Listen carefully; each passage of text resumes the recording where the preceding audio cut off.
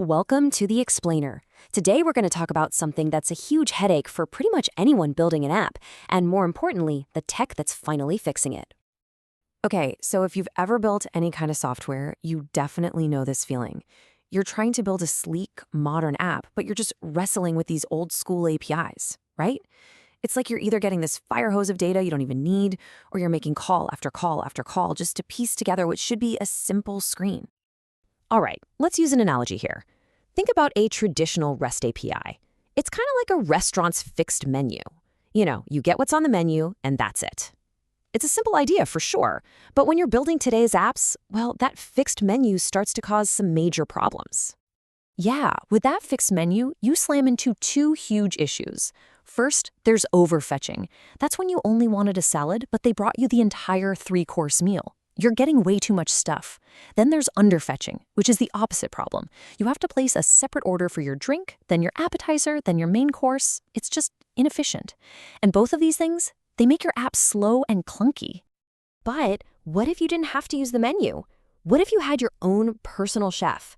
Imagine being able to walk into the kitchen and tell them exactly what you want, down to the last ingredient, and they just make it for you. Perfectly. Every single time. Well, that personal chef, that's pretty much the perfect way to think about GraphQL. It's this modern API language that just completely flips the old way on its head. It puts your application, the client, in total control. And the way it works is just beautifully simple. Instead of hitting a whole bunch of different URLs or endpoints, your app sends one very specific request to one single place.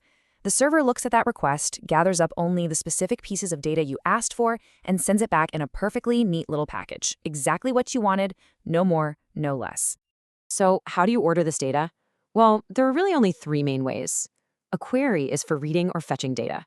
A mutation is when you need to change something, create, update, or delete it. And then there's subscriptions, which are super cool for real-time stuff. Think live updates in a chat app or a stock ticker that's constantly changing. And man, when you put REST and GraphQL side by side, the difference is just night and day. GraphQL boils everything down to one endpoint, it gets rid of all that wasteful data fetching, and it makes your API way more flexible. You can add new things without breaking all the apps that are already using it. Okay, so if GraphQL is our amazing personal chef, how do we actually talk to them? How do we place our order? Well, this is where our expert waiter comes into the picture. And that waiter is a tool called Apollo. It just makes the whole process of working with GraphQL so much easier. Yeah, Apollo Client is basically that perfect waiter. It's the go-to library for this stuff. And its job is to handle all the complicated back and forth between your app and that GraphQL chef. It just takes care of everything for you. And what's really cool is all the heavy lifting Apollo does for you totally automatically. We're not just talking about fetching data here. It's smart about caching things, it manages all the loading spinners and error messages for you, and it even helps with those real-time subscriptions we mentioned earlier. One of its absolute best features is something called optimistic UI. The best example is when you like a post on social media. That little heart turns red instantly, right? It doesn't wait. That's optimistic UI. Your app feels lightning fast because the screen updates immediately, even before the server has a chance to say, okay, I got it. And to keep all your data consistent across the entire app, it uses something called a normalized cache. Just think of it like a tiny, super smart database that lives right inside the user's browser. It stores every piece of data with a unique ID, so your app never has to ask for the same information twice. It's incredibly efficient. So with all this power and convenience, it's probably no surprise that this isn't some niche experimental tech anymore. Not at all.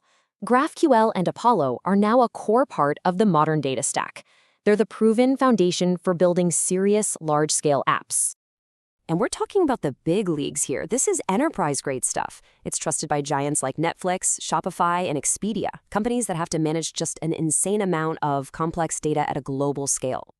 And because it's so flexible, you're starting to see it pop up absolutely everywhere. It's the engine behind complex SaaS platforms, AI and data products, fintech systems, all the way to the social and mobile apps you're probably using every single day.